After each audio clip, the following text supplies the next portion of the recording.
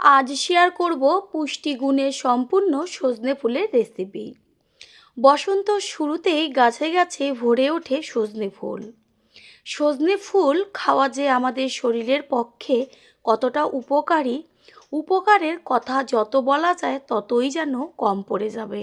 শীতের পরেই আসে বসন্ত, আর সিজন চেঞ্জ হওয়ার সাথে সাথে নানা রকম রোগেরও উপক্রম হয় এই সময়টা।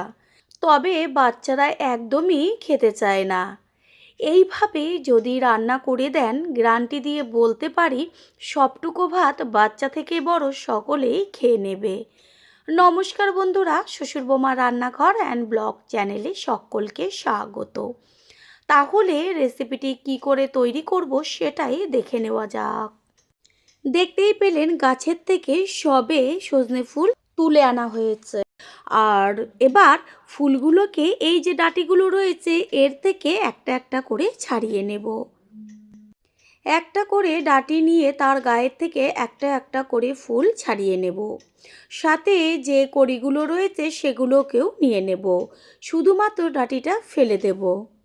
এইভাবেই সমস্ত ডাঁটির থেকে ফুলগুলোকে ছাড়িয়ে নিয়ে ফিরে আসছি।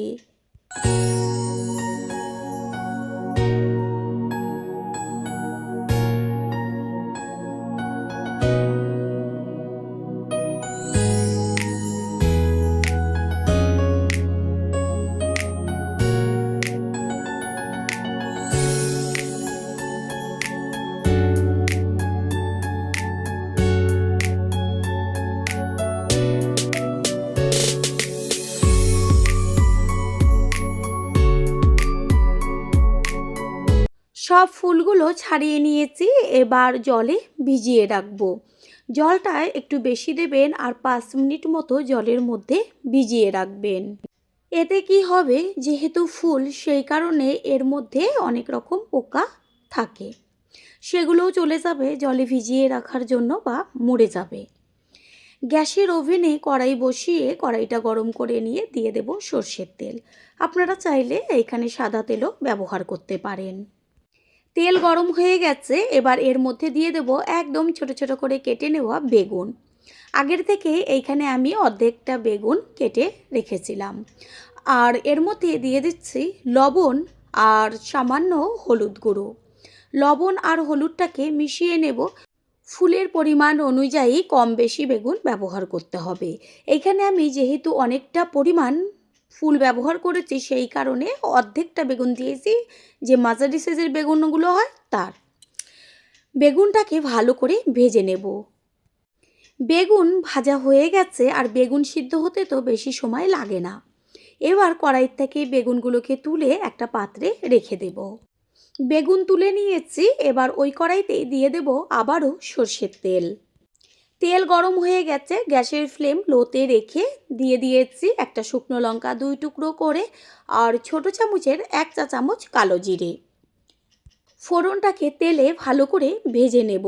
আর যখন ফোড়নের থেকে সুন্দর গন্ধ বেরোবে তখন এর মধ্যে দিয়ে দেব ছোট ছোট করে কেটে নেওয়া আলু। দেব কালারের জন্য হলুদ গুঁড়ো।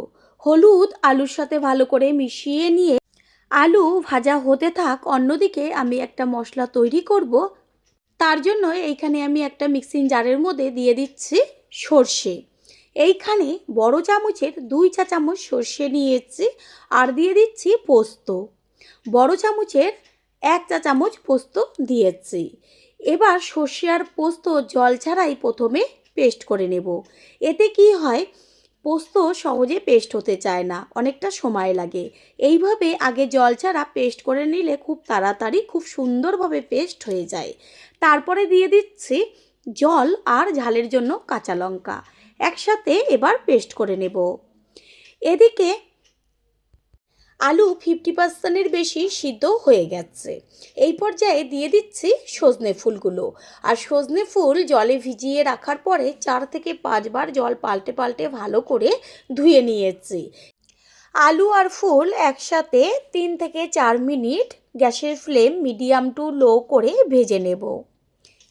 সজনে ফুল অনেক সময় হালকা একটু তিতকুটে লাগে। এইভাবে যদি রান্না করে দেন কোনো সময়ের জন্যও কিন্তু তিতো লাগবে না, আর এত টেস্টি হবে খেতে, যেটা নাকি খাওয়ার পরেই বুঝতে পারবেন। পুরনো বন্ধুদের সবসময় আমাদের পাশে এইভাবে ভালোবেসে থাকার জন্য অনেক অনেক ভালোবাসা। ফুল আর আলু ভালোভাবে ভেজে নিয়েছে, আর এই সময় এত সুন্দর একটা গন্ধ বেরোয়। এবার এর মধ্যে দিয়ে দেব ওই যে সর্ষে, পোস্ত আর কাঁচা লঙ্কা একসাথে পেস্ট করে রেখেছিলাম, সেই পেস্টটাকে ভালো করে সব কিছুর সাথে মিশিয়ে নেব। গ্যাসের ফ্লেম এই পর্যায়ে লোতে থাকবে আর সামান্য একটু জল দিয়ে দেব। আলু যেহেতু 50%-এর ওপরে ভাজাতেই সিদ্ধ হয়ে গেছে, সেই কারণে রেসিপিটা হতে কিন্তু একদমই বেশি সময় লাগবে না। আর জল একদমই অল্প দেবেন। জল দেওয়ার সাথে সাথে গ্যাসের ফ্লেমটা হাই করে দিতে হবে। তারপর মশলাটার সাথে যখন মিশে যাবে, সেই সময় গ্যাসের ফ্লেম মিডিয়াম করে দিয়ে একটু ঢাকনা চাপা দিয়ে দেব। প্রথমবার যারা আমাদের চ্যানেল ভিজিট করছেন তাদের আন্তরিক শুভেচ্ছা ও অনেক ভালোবাসা। আমাদের রেসিপিগুলো যদি ভালো লেগে থাকে সাবস্ক্রাইব করে দেওয়ার অনুরোধ রইল, ও পাশে থাকা বেল আইকনে ক্লিক করলে পরবর্তী ভিডিওগুলো সবার আগে আপনাদের কাছে পৌঁছে যাবে। আগে যে বেগুনগুলো ভেজে রেখেছিলাম, এবার সেই বেগুনগুলো দিয়ে সব কিছুর সাথে মিশিয়ে নিয়ে ঢাকনা চাপা দিয়ে দেব।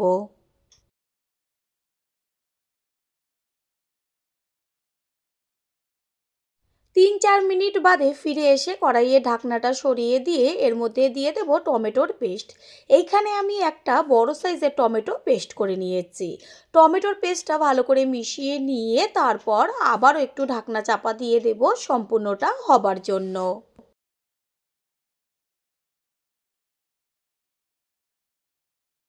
কিছুক্ষণ বাদে কড়াইয়ের ঢাকনাটা সরিয়ে দিয়ে সমস্ত কিছুর ব্যালেন্সটা ঠিক রাখার জন্য দিয়ে দিচ্ছি ছোট চামচের হাফ চা চামচ পরিমাণ চিনি। চিনিটাকে মিশিয়ে নেব আর এই পর্যায়ে গ্যাসের ফ্লেম হাই করে দেব।